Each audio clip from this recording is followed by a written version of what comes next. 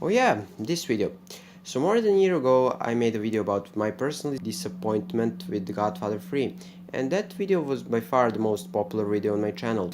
And at the time I was very passionate about explaining what didn't work about Godfather 3, but as the time passed I got interested in other things, for example Dark Souls 3 and the idea of League of Legends movie, so I prolonged doing this video for about 2 years now, I think.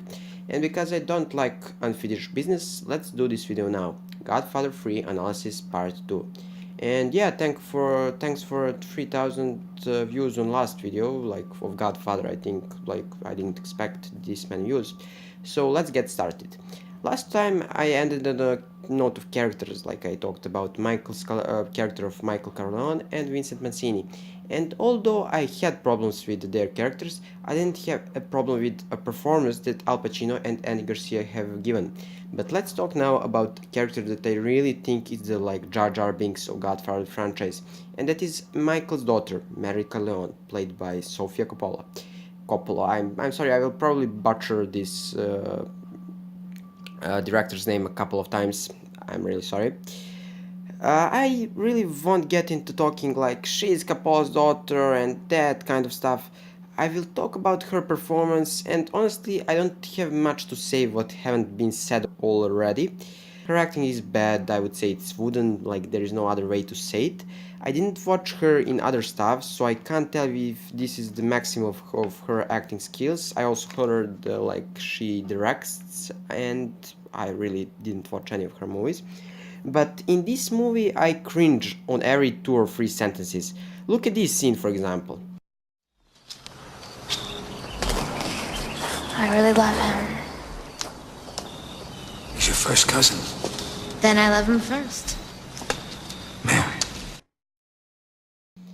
It's really bad, and that is the thing. It's not like the dialogue is bad. It's not good by any means, but it's not terrible. But the things they said uh, don't make any sense in terms of their characters or basic norms of society. I'm talking about the whole incest aspect of this movie. And for whatever reason, every character in this movie is acting like it's not really a big problem, it's not a big deal. For example, the guy who says to Vincent that Michael is like old fashioned and that he could never understand the relationship between Vincent and Mary. And I really can't say about anything about that relationship. I simply can't understand what is wrong for not wanting your grandchild to be retarded or degenerated or even worse. And as a character, Mary has three purposes in this movie. She's a love interest to Vincent, and as the love interest, she's pretty lame and weird because of whole incest aspect of this movie. Her second purpose is to be a sacrifice for Vincent to become a godfather, and because their relationship is incest, you're like, good job, Vincent. It's a good decision, honestly. And her third purpose is being Michael's daughter. It's okay father-daughter dynamic. And that's the thing, she's just a motive for other characters, and she's not a character herself, like she's a character, but pretty bad character. Second, let's talk about the character of Kay in this movie. What is strange for me, honestly, is like you left them in Godfather 3 to hate each other and like fight over the children, and in this movie they're almost like friends, honestly, like go on a trip together to see Italy, and it's really strange for me, and like I can't really comprehend like how this happened. And last character I want to talk about is the character of Connie. Like it's pretty strange, my goodness. Like in the last, she kissed Michael's fingers or hand, like whatever, to like for a mercy of Fredo, and Michael killed Fredo. So viral, she's like now basically Michael's right hand. It's really strange because like you had the phase in the second and the like end of the first part where you hated him. Then you like apologized to him and like prayed like don't kill Fredo, and he killed Fredo. So why are you now like helping him? And like she has one funny scene at the end, like she basically assassinates her godfather. What is like I'll talk more about it in a second segment of this analysis. And that, yeah, that is what I wanted to say about the characters. Yeah, sorry, I must say something about Higgins, but not Tom Higgins, but his son, because like his son just appears from time to time, like he's some priest, and you really, I don't see why he's in this movie. Like they couldn't bring Tom Higgins, so now we have this his son that is not even like a character. He's just like a random cameo, but okay, director's decision. And that is basically all I wanted to say about the characters, and they're the most interesting aspect to talk about when you're talking about this movie. Now let's talk about the plot. Basically, Michael is trying in a way to retire, starting with these foundations, and this is much less interesting compared to first Godfather, where you basically had a view in mafia family with corruption, assassination, and so on. In this movie, you don't get any of this, and you focus on the characters, and you saw what I think about them. Then there is a whole story with Catholic Church, and like I know mafia is powerful, but it's really not convincing to believe that their branches grow that far in like society. There is also assassin guy who kills Michael's daughter, and I find it pretty dumb that a guy like him exists in Godfather franchise. When he got his target, and that is Michael, everybody were talking like Michael is 100% dead and he's the best in the business. To me, it sounded like he's like Deathstroke or something from a comics or like you know that kind of stuff. It's not realistic to have a character like that in this franchise. Even Luca Berassi, who is freaking monster, especially in the book, is referred only as a capable and terrifying man. Even the thing that like this assassin in Godfather 3 is pretty old, so you can't really get why he is so capable, especially when he misses Michael from 3 meters distance. This is like the main problem for me. But the main problem for me about the plot of this movie is you have really uninteresting story compared to first two parts. In first movie you had the like mafia war and changing the Godfather from Vito to Michael and Michael's fall as a character. In the second movie, you saw how that empire first rose from nothing, basically how Vito created it, and both movies and like Michael's falling even more, and both movies are like much more interesting compared to this.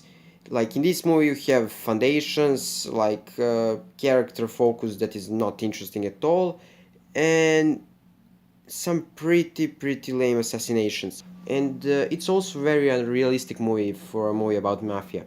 And finally, a segment I wanted to talk this whole video about WTF moments of Godfather 3. I found this term on channel of Chris Tuckman in his Spider-Man 3 review. He referred to them as these totally out of place, unbelievably cringy moments that don't belong in the movie. He gave an example of the famous dance scene in Spider-Man 3, and believe me, Godfather 3 has a lot of them. First of all, I must talk about the helicopter scene. My god, when I saw this, I almost choked. When I saw Mafia meeting interrupted by a shooting helicopter. And this dumb idiot who cries because of his lucky coat. Mm, this scene belongs in Fast and Furious movie, not in a Godfather movie. And although Godfather movies are like legends and like I don't want scene like this in Godfather movie, I must admit I laughed my ass off. The absurdity of scene was just too much for me. And how I can forget Godfather classic scene. You know, in every Godfather movie at the end there is a scene where Godfather kills all his enemies or make them kill themselves. It worked once, it worked twice, did it work third time? Answer is no, it didn't work. And why, you may ask? Well, because instead of shooting someone with the gun, writers thought that it would be a fun idea of assassination with victims' glasses. And yes, it's as strange and absurd as it sounds. And it doesn't help that you have to sit through the most boring opera scene in the history of the movies. And yes, I know there is some symbolism in that opera, but believe me, at that time, at that point of the movie, like after 2 hours of painful experience, I didn't even care. And yes, Connie becomes a poisoner. Well, they really gone far, didn't they? Finally, assassin comes, he shoots couple bullets, and Michael got shot by one. The rest of the pack went in Mary's chest.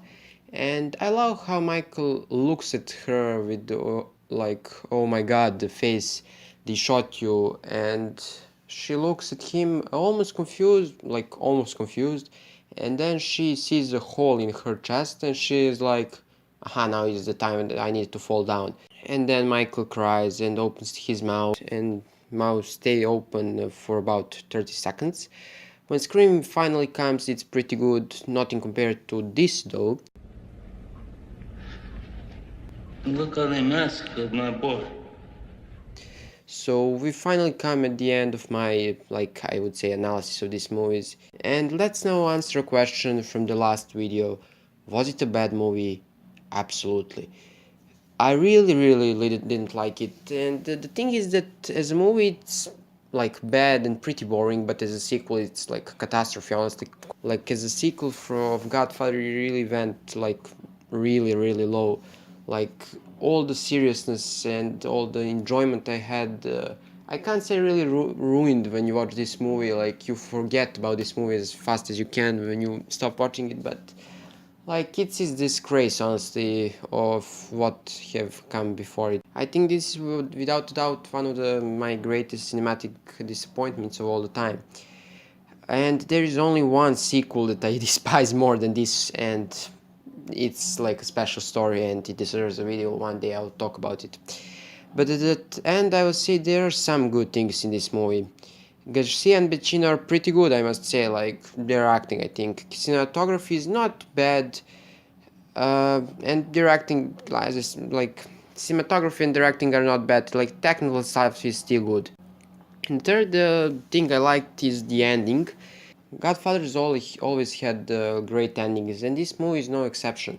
The scene of Michael sitting in a chair, thinking about his past, and then just falling off it, it is like pretty haunting, and I must say like beautiful. This is his punishment for what he did to Fredo and Kay in the second movie, and like he hurted his family and his father Vito put it family in the first place, and that is why he was like great man, almost like great mafia boss, but also great man. Something that Michael stopped understanding, I think about at the end of first movie, like when Apollonia died, like he's there. That is the point where he's like true falling in the darkness started for me. Like Vito died in a garden full of vegetables, and he growed while he was playing with his grandson. And there is a contrast that Michael died in a garden full of dust, regretting his mistakes with only dogs as his company. And that's about it. I finished this second part.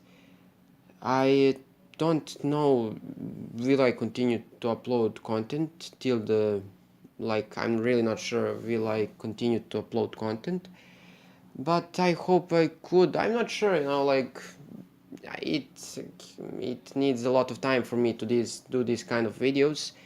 And like, but like on the first part, if like every video get like about 1,000 views, I'll be still pretty happy, like I like doing this, but there are other things that I still enjoy, like drawing and that kind of stuff. So till the next time, bye.